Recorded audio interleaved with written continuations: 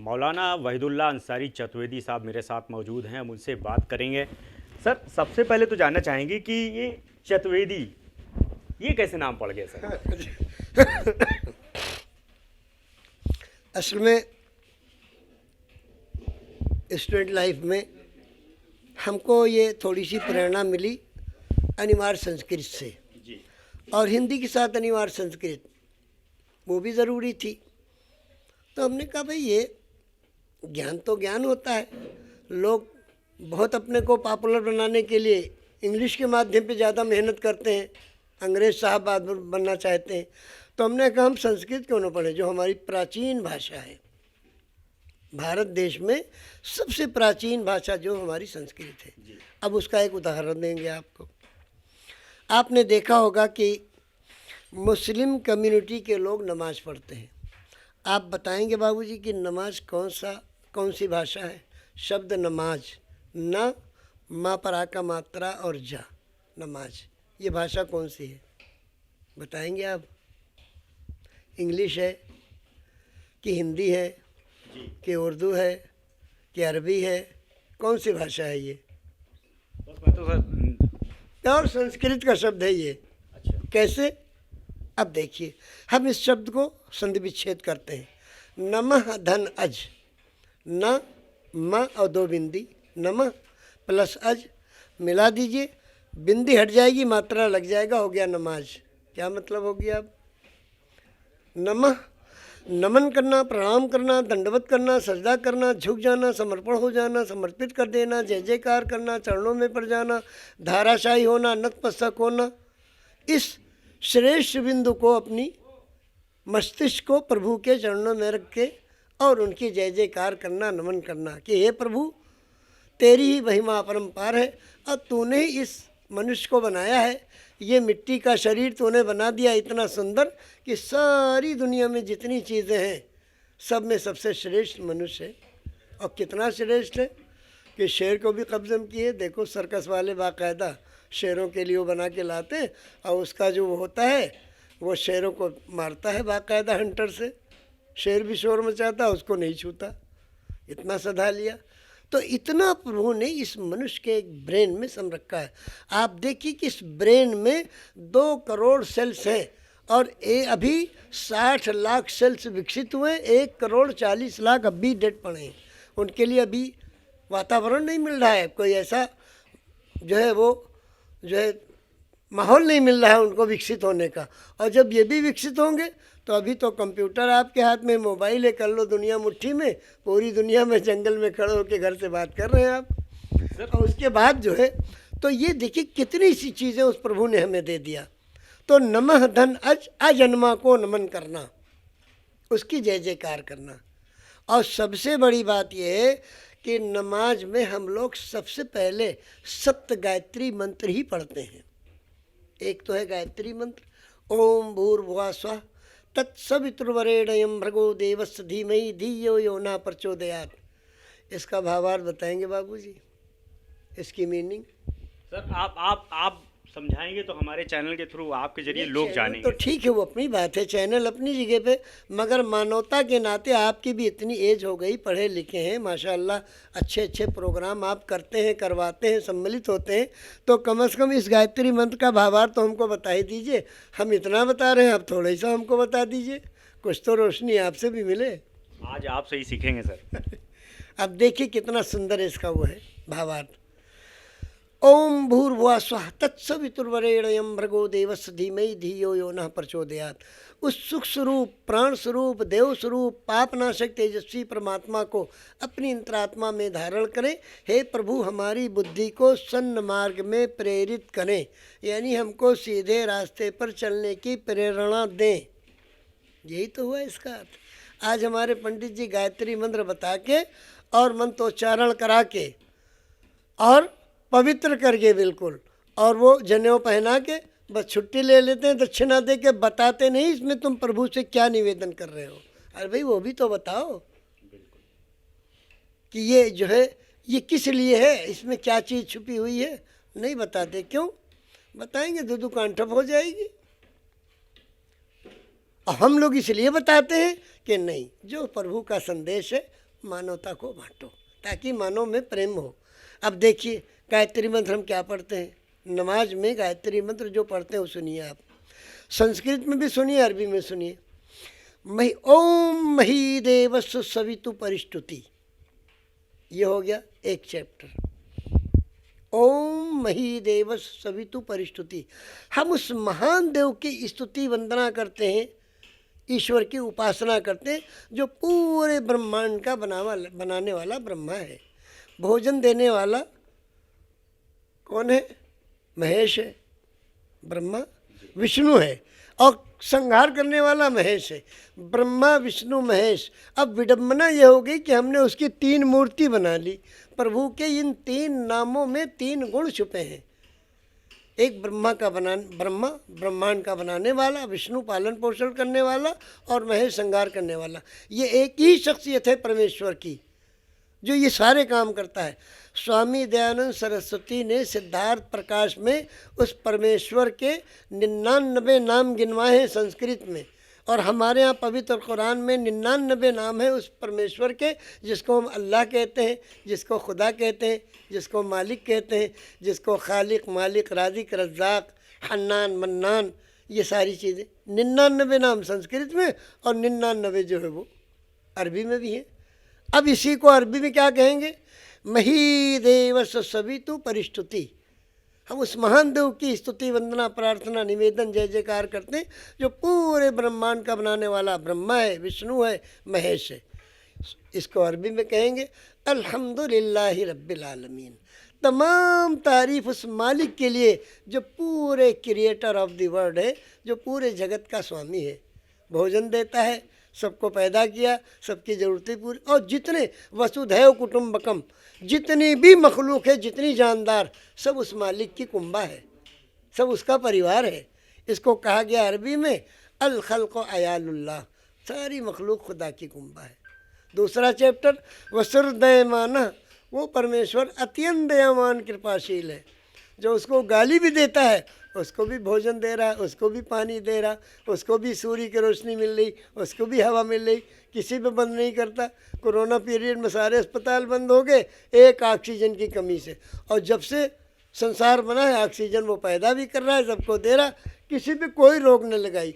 उसको मानो तो दे रहा है, नहीं मानो तो दे रहा है, कितना उसकी कृपा है। अब तीसरा चैप्टर आ गया वयुनानी देव क्यों विद्वान। ए मालिक, हम तेरी पूजा अर्चना उपासना करते, तुझे से मदद चाहते हैं। तो इस तरह 7 चैप्टर हैं जिसको हम सबसे पहले नमाज जब पढ़ते हैं तो उसमें पढ़ते हैं। इसको कहते हैं सूरह फातिहा, और उसको कहते हैं सप्त गायत्री मंत्र। अब आप बोलिए क्या कहते हैं? सर, वेद का आपने जो है बहुत ही ज्ञान हासिल किया, जो चारों वेद हैं उनके लिए भी आपने बहुत काम किया। इसके अलावा जो 18 पुराण हैं उस पर आपने महारत हासिल की। तमाम जो लेखक हैं उनकी जो रामायण गीता है, बाइबिल है, उन पर भी जो है आपने ज्ञान अर्जित किया, उसको लेकर क्या कहें? अब हमारे दिल में ये बात भावना थी कि भाई नहीं, धार्मिक ग्रंथों को पढ़ना चाहिए चाहे जिस धर्म का हो। तो हमने जितनी अपनी कोशिश थी, जितनी अपनी औकात थी, और जितना हमारे पास वसाइल थे उसके जहाँ तक पहुँचती, वो हमने खरीद के पढ़ा। अब ऋग्वेद सामवेद अथर्ववेद, और ऋग्वेद सामवेद अथर्ववेद यजुर्वेद, इसको ग्रहण किया। उसके बाद 18 पुराणों को ग्रहण किया। श्री विष्णु पुराण, शिव पुराण, पद्म पुराण, स्कंद पुराण, गरुड़ पुराण, वायु पुराण, सूर्य पुराण, अग्नि पुराण, ब्रह्मवैवर्त पुराण, लिंग पुराण, वामन पुराण, उत्तरभूषण पुराण, काकभूषुंड पुराण, हरिवंश पुराण, देवी भगवत पुराण, भाष्य पुराण, भविष्य पुराण, मत्स्य पुराण, कल्कि पुराण, ये 18 पुराण, और 14 रामायण, श्री वाल्मीकि रामायण, तुलसीकृत रामायण, राधे श्याम रामायण, बजरंग विजय रामायण, आध्यात्म रामायण, भुषुंडी रामायण, अद्भुत रामायण, इत्यादि रामायण, सच्ची रामायण, पक्की रामायण, संग्राम रामायण, हरि अनंत, हरि कथा अनंता। उसकी महिमा अपरंपार है, जो उसको जिस रूप में देखना चाहे उसमें उसका दर्शन कर ले। वेद पुराण और कुरान, इनमें आप समानता की बात करते हैं, कैसे सर? इसमें जो ज्ञान है उसकी समानता की बात करते हैं। वेद अपनी जगह पे है, पवित्र कुरान अपनी जगह पे है। पवित्र कुरान जो है ये परमेश्वर के बोल हैं, और वो जो सबसे आखिर में प्रॉफेट मोहम्मद साहब संसार में आए, जिनको हम कल के अवतार भी मानते हैं। कोई मानता हो न मानता हो, हम तो मानते हैं। और कल की पुराण में उनकी पूरी जीवनी दर्शा गई रही। हम निवेदन करते हैं तमाम संसार के हिंदू भाइयों से अदब से कि कल की पुराण पढ़ने और पवित्र कुरान का कहीं पे रूपांतर पढ़ने, भाषा टीका सहित उसका अनुवाद वो देख लेंगे, दोनों अंदर की भी आँख खुल जाएगी, जिसको तीसरी आँख कहते हैं वो भी खुल जाएगी। और ये तो आँख खुली ही हुई है जिसमें चश्मा लगाते हैं लोग। भव्य राम मंदिर का निर्माण हो गया है, प्राण प्रतिष्ठा का कल जो है कार्यक्रम हो रहा है। तमाम जो है मेहमान जो उसमें शिरकत कर रहे हैं, किस तरह देखते हैं आप, क्या कहेंगे? क्योंकि आप देखिए कि तमाम लोग इसका विरोध भी कर रहे थे। विरोध करने वाले बेवकूफ़ जो नहीं जानते वो करते हैं, जो भगवान राम की जीवनी से नहीं वाकिफ़ है और जिनको उनकी हवा भी नहीं लगी वो तो विरोध करेंगे ही, और करना भी चाहिए भाई। हर एक को अपनी दुकान चलानी है, हाँ। और कुछ लोग ऐसे भी हैं कि दूसरे लोग उनको हवा देते हैं कि लो हमसे इतना लो, विरोध करो, ताकि कुछ तो बहरहाल प्रदूषण फैले। हम उनका विरोध करते हैं कि नहीं करना चाहिए।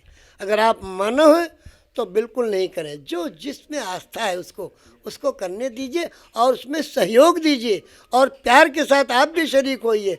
अब ये बात है कि माहौल इतना बिगाड़ दिया है कि लोग शक्ल सूरत से भी नफरत करने लगे, कपड़े से पहचानते हैं, दाढ़ी टोपी से पहचानते हैं। ये नहीं होना चाहिए। वाल्मीकि जी की भी दाढ़ी थी, विश्वकर्मा जी की भी दाढ़ी थी, राजा दशरथ की भी दाढ़ी थी।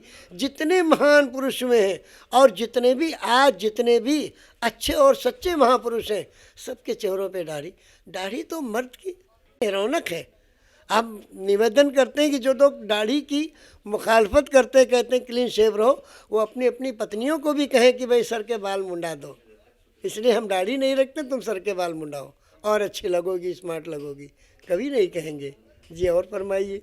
आवाम जो है स्वागत कर रही है कि कल रामलला जो है विराजने वाले हैं। इसके पीछे श्रेय भी दे रही है कि मोदी को जो है इसका श्रेय दी जा रहा है कि मोदी अगर हैं तो शायद ये संभव हो पाया। आपको क्या लगता है, ये ठीक है? देखिए, पॉलिटिकल लोगों से हमारा बहुत ज़्यादा वो नहीं रहा और न हम उनके बारे में कुछ कहना चाहते हैं, मगर अच्छा काम जो करे वो अच्छा, सीधी सी बात ये है। अच्छा काम जिसके साथ से शुभ काम हो जाए वो आदमी अच्छा। अब उसके और क्या क्या उसकी कमी है, क्या जाती, हम इस पर कोई टीका टिप्पणी नहीं करेंगे, मगर जो हो रहा है ठीक ठाक हो रहा है। अब इसके बाद प्रदूषण न फैले, ये हमारी एक निवेदन और प्रार्थना है प्रभु से कि ये जो हो रहा है ये अच्छे तरीके से हो जाए, किसी किस्म की कोई गड़बड़ी न हो, हर रखना अंदाजी के रखने से बचा रहे और हर किस्म के बुरी नज़र से बचे। परमेश्वर अगर इसी में खुश है तो ये होना चाहिए, अच्छी बात है। कई धार्मिक किताबें भी आप लिख रहे हैं, लिख भी चुके हैं।